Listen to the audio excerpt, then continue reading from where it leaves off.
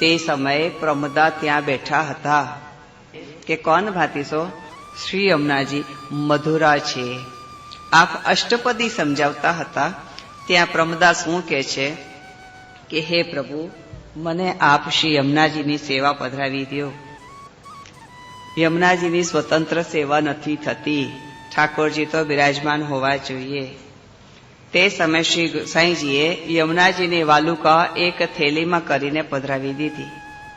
હવે પ્રમદાનો આ નિયમ છે કે બધું જ કાર્ય અપરસમાં જ કરે. અપરસ એટલે માથું બોડીને નાહી લેવું, રેશમી કપડાં પહેરવા અથવા કલતાન પહેરવું અથવા કોરા કપડાં પહેરવા, તે હા ના તો પડવાની જ નહીં ને. હા, અપરસ એટલે આપની નિકટ રહેવું. આપણે ઠાકોરજીના નિકટમાં હોઈએ તેને કહેવાય સેવામાં છીએ. હવે સેવામાં બી કહીએ છીએ હવે સેવા તો કર ગયે બાપ બેટા. સેવા તો કરી ગયા બાપ બેટા એટલે શ્રી મહાપ્રભુજી કરી ગયા, શ્રી સાંઈજી કરી ગયા, તો આપણે બધા શું કરીએ? તો શું કરીએ? તો કે હાથ પવિત્ર કરીએ. હું તો કહું મન બી પવિત્ર કરીએ. મન પણ પવિત્ર કરીએ. મન ક્યારે પવિત્ર થાય? જેના નિકટ આપણે રહીએ તો ખબર પડે કે એના મનમાં શું ચાલી રહ્યું છે. રાત દિવસ સાથે હોઈએ ને તો ખ્યાલ આવી જાય કે શું આના અંદર શું ચાલે છે, અને તરત ભાપી તો લઈએ, પ્રગટ કરીએ ન કરીએ એક બીજી વાત છે. બીજી વાત છે આ રાત દિવસ અપરસમાં એટલે શ્રી યમુનાજીની પાસે ને પાસે રહે. અપરસમાં જ બધું ઠાકોર ભોગ ધર્યા પછી પોતે અપરસમાં જ ખાનપાન કરે. અપરસથી બહાર આવે પછી ખાનપાન બી ન કરે. આ ટેક પણ ખરી કે યમુનાજીમાં પગ મૂકવો નહીં. કેટલા વૈષ્ણવ મને કહે છે જે આપણાથી યમુનાજીમાં પગ ન મુકાય, કે તમને ઠીક લાગે કરો. કે આપ શું આજ્ઞા કરો? હું કહી દઉં તો આજ્ઞા થઈ જાય ને. તો કે જે એટલું મન થાય ને, મન થાય તો બાળકને લઈ જાઓ સાથે. આપને મન થાય ને તો બાળકને સાથે રાખો, પછી બાળકની સાથે આપ યમુનાજીમાં સ્નાન કરો તો ચાલે. નહીં તો શું થાય? તો કે આપે યમુનાજીને પગ અડાડ્યા વગર નાવમાં બેસવાનું. એટલી સાવધાની રાખવાની. યમુનાજીને પગ ના લાગે એ ભાતીસો નાવમાં બેસવાનું. પછી નાવ નૌકા વિહાર કરીને પાછું આવવાનું. સામા ઘાટે જવાનું. અહીંયાથી આપણને વિશ્રામ ઘાટના દર્શન થાય, ઠકરાની ઘાટના દર્શન થાય. ઓલા પુલ નીચેથી આવીને પાછું જરા કાંટો મારી આવવાનું. જવું યમુનાજીની ગોદમાં બેસાય વગર પગ લગાડે. યમુનાજીની ગોદ એટલે નાવ. યમુનાજીની ગોદ એટલે નાવ. ગોદમાં બેસાડવાનું પણ પગ નહીં લગાડવાનો. આટલી સાવધાની રાખો તો જવાય. પણ જે આટલી સાવધાની ના રહેતી હોય તો લઈ જાઓ ને સાથે. લઈ જાઓ ને સાથે. એ કહે છે કે જો મારી સાથે રાખવું હોય ને, રહેવું હોય ને, તો પેટમાં ભોજન ભરપેટ નહીં મળે. નહીં તો પોડી જાઓ તમે બધા. તો હું શું કરું? બધાના પોડિયાના દર્શન. એટલે આપણે જઈએ છીએ જયારે બ્રજમાં તો ખૂબ આનંદ કરવા માટે. એટલે પ્રભુના ગુણ ગાવા, જશ ગાવા, દરેક પ્રકારના સ્થળોની ઝાંખી કરવી, ત્યાંનો ઇતિહાસ જાણવો અને પ્રભુને ત્યાં દંડવત પહોંચાડવા. દરેક બેઠકજીમાં દંડવત પહોંચાડવા. દરેક સ્થળોમાં કે જ્યાં જ્યાં પ્રભુએ લીલાઓ કરી છે તેના દર્શન કરવા, ત્યાં દંડવત પહોંચાડવા. સવાર સાંજ યમુનાજીના ગુણ ગાવા, પદ બોલવા, આરતી બોલવા. સાંજ પડે રાજધારી પાસેથી રાસના દર્શન કરવા અને રાત્રિએ પણ ભગવદ વાર્તા કરીને પછી સુઈ જવું. પાછા સવારના પોરમાં વહેલા ઉઠવું હોય, પાછું આપણે બેઠકજીમાં પહોંચવાનું હોય. આ અંદર બહુ પેટમાં જાય છે ને તો સીધી ઊંઘ ચડે છે. પછી ત્યાં એવું છે કે ઘડી ઘડીમાં જેમ અહીંયા ટેક્સી મળી જાય ને ત્યાં કાંઈ ન મળે. ચાલો એટલે બધું ડાયજેસ્ટ થઈ જાય. એટલે વ્રજ ખરેખર બહુ સુંદર છે. આ પ્રમદા ક્યારે પગ ન ધરતા. આપણે ધરશું કે નહીં ધરશું એ તો પછીની વાત છે, પરંતુ પ્રમદા નથી ધરતા આ વાત ચોક્કસ છે.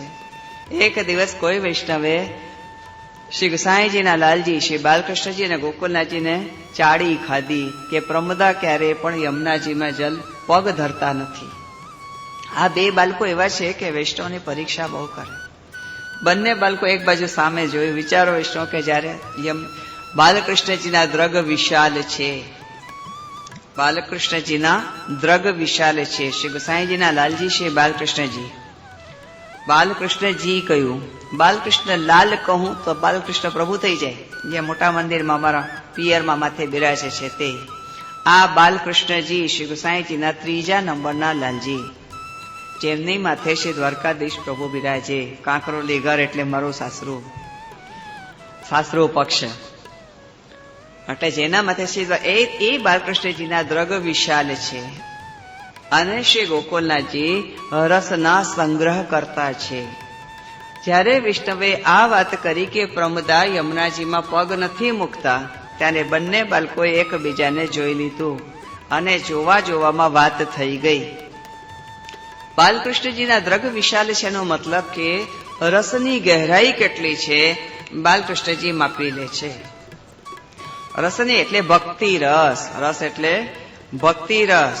ભક્તિ રસની ગહેરાઈ કેટલી છે તે પાણી માપી લે. આપણી ભાષામાં કહેવાય પાણી માપી લે, પરંતુ અલૌકિક ભાષામાં કહેવાય રસની ગહેરાઈ માપી લે.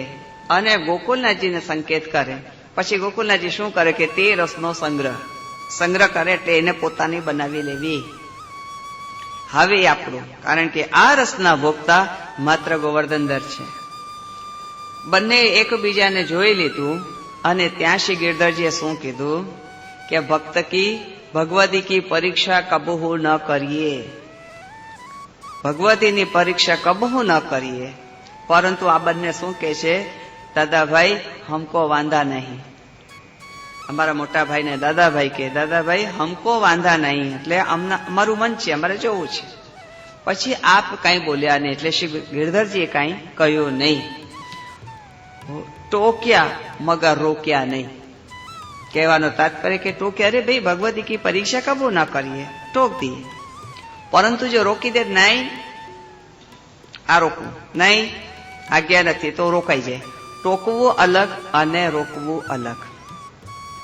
ટોકવું અલગ અને રોકવું અલગ. અહીંયા તો ટોક્યા મગર રોક્યા નહીં, એટલે હમકો વાંધા નહીં તો વાંધા નહીં, ચલો. બંને બાળકોએ પ્રમદાને કહ્યું કે પ્રમદા આજ તુમ હમારે સંગ ચલો. બાળકોની આજ્ઞા થઈ જાય ને તો એમ પૂછાતું પણ નથી કે ક્યાં ચાલો, ક્યાં ચાલો એવું પૂછાતું, પણ આપે આજ્ઞા કરી તો કે હા ચલો. બંને બાળકો યમુનાજીના ઘાટ ઉપર આવ્યા. પ્રેમપુરીના વૈષ્ણવ પણ યમુનાજીના ઘાટ ઉપર આવ્યા. યમુનાજીના ઘાટ ઉપર આવ્યા. બંને બાળકોએ નાવ કરી અને બધા બિરાજ્યા. એમાં પ્રમદા પણ બેઠા, બધા વૈષ્ણવ પણ બેઠા. નાવ આગળ ચાલી યમુનાજીના પુલીન ઉપર જઈને થોભાવી. યમુનાજીનું પુલીન એટલે ચારે કોર જલ અને વચમાં ટેકરો. વચમાં જે ટેકરો એને પુલીન કહેવાય. ત્યાં નાવને અટકાવી અને બધા એમાંથી બહાર ઉતર્યા. ઘડીક વાર માટે તો યમુનાજીના ગુણ ગાયા, કીર્તન કર્યા, આનંદ મંગલ કર્યું. એમાં પ્રમદાએ પણ આનંદ મંગલ કર્યું. પાછી નાવ બોલાવી અને બધા એમાં બિરાજી ગયા. બંને બાળકો પણ બિરાજ્યા. આ પ્રેમપુરીના તમામ વૈષ્ણવ પણ બેસી ગયા. प्रमदा ने शू आज्ञा करी कि प्रमदा तुम यहीं रुको, हम वहां पे जाके फिर तुमको वापस नाव भेजे तब भैया। अरे बधा भेगा एवा तन पाछा भेगा ज जईए ने, पण एवुं नथी पूछातुं कारण के यमुना मधुरा छे। कोण बातीसो मधुरानो एवी ते कई यमुना मधुरा छे ए अनुभव तो खाली प्रमदा ज करशे, बधा थोड़ा करशे। बधा तो शुं कर्युं छे तो के चाड़ी खाधी छे, बधाए तो चाड़ी खाधी छे के प्रमदा कदी यमुनाजीमां पग मूकता नथी अने तेनी परीक्षा लेवी छे। बालकोने वांधो नहीं कारण के बालक तो स्वरूप छे, बालक तो स्वरूप छे, स्वरूप तो चाहे सोई करे अने प्रभु चाहे सोई एटले एमां प्रमाण बतावे छे के तमे जेनी चाड़ी खाई रह्या छो तेना उपर केटली कृपा छे जोई लो, नजरे जोई लो। एना माटे परीक्षा करे छे, एना माटे नहीं के एने नीचुं देखाडवुं छे। हाँ, बालक कदी कोईने नीचे ना देखाड़े, कोई ने कोई कारण होय तो ज आवी लीला थाय के जोई लो तमे जेनी चाड़ी खाई रह्या छो तेना उपर केटली बधी कृपा छे। प्रमदाने कह्युं तमे अहींया ज रहो, अमे पाछुं ज्यारे नाव मोकलीए त्यारे आवजो। प्रमदा कहे जेसी आज्ञा। प्रमदा त्यां ज रह्या, बधा नावमां बेसीने पार थई गया, नाव पण बंधाई गई, बधा किनारा उपर बैठा छे। बधा जुए छे के प्रमदा शुं करे। सांजनो समय थवा આવ્યો, उत्थापनનો समय આવ્યો અને પ્રમદાને લાગી ચટપટી। કોણ ભાતીસો ઘરે જાઉં અને શ્રી યમુનાજીના જલની જારીજી ભરું। उत्थापनનો સમય થઈ ગયો, બાલકને કંઈ કહેવાય નહીં। બધા ત્યાં ને ત્યાં જ બેઠા છે, બાલકો પણ ત્યાં જ બિરાજમાન છે અને પ્રમદાને જોયા કરે છે। નાવ તો અહીંયા બંધાયેલી છે, જ્યાં સુધી બાલક આજ્ઞા ન કરે નાવ છૂટે નહીં, નાવને કોઈ છોડી શકે નહીં। બધા બેઠા છે। પ્રમદાએ શ્રી યમુનાજીને વિનંતી કરી કે હે યમુનાજી મારી ટેક રાખજો, કારણ કે એને જયારે પાર આવવું છે તો પગ તો મૂકવું પડશે ને, તરવા માટે પણ અંદર તો આવવું પડશે. કોણ બાંધીશું? પડશે એટલે પરાણે. પડશે શબ્દ આટલું તો કરવું પડે ને, પડે એટલે પરાણે. પરાણે કોઈ કાર્ય નહીં કરવાનું, બહુ પ્રેમથી કરવાનું, પ્રેમથી કરવાનું.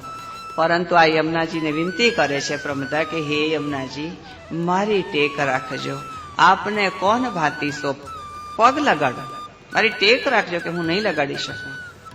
જ્યાં ટેક વિનંતી કરી ત્યાં જ શ્રી યમુનાજી સુવર્ણ કમલ બનીને આવ્યા.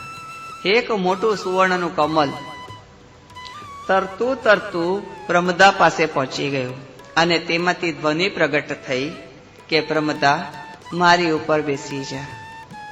ઓલા સોનજુહી કપૂર ક્ષત્રિય જલગરિયા જે શ્રી નવનીત પ્રિયાજીની નાવ બન્યા હતા. નાવ એટલે ગોદ. આજે શ્રી યમુનાજી સુવર્ણ કમલ બનીને પ્રમદાને કહે છે. ક્યારેક ભક્ત ભગવાન માટે નાવ બને છે, ક્યારે ભગવાન ભક્ત માટે નાવ બને છે. કેટલી અજબ વિલક્ષણતા છે.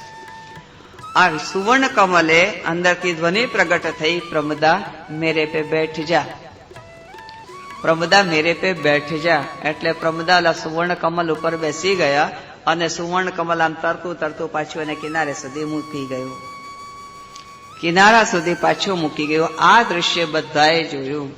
પછી બાલકૃષ્ણજી અને શ્રી ગોકુલનાથજીએ એકબીજાની સામે જોયું કે આ રસની ગહેરાઈ સંગ્રહિત કરવા લાયક છે. આના ઉપર જે શ્રી યમુનાજીની કૃપા છે કે કહેવાનું તાત્પર્ય શું કે એક સમય કપૂર ક્ષત્રિય જલગરિયા નવનીત પ્રિયાજીની નાવ બન્યા. આજે શ્રી યમુનાજી ભક્તની નાવ બન્યા. માટે યમુના એવી તે કઈ યમુના મધુરા છે, એવી તે યમુના મધુરા છે કે જે ભક્તને પાર ઉતારે. નાવ એટલે પાર ઉતારવા વાળી. યમુનાજી સુવર્ણ કમલ બનીને આવ્યા અને પ્રમદાને પાર ઉતાર્યા. એવા તે યમુના મધુરા છે. ઇતિ યમુના મધુરા. આપણે 41 પદમાં લખી લીધું હતું, ભક્ત કો સહે ભાર દેત જુ પ્રાણ આધાર અતિહી બોલત મધુર મધુર બાની. એમાં યમુનાજીનો આ પ્રસંગ આવ્યો.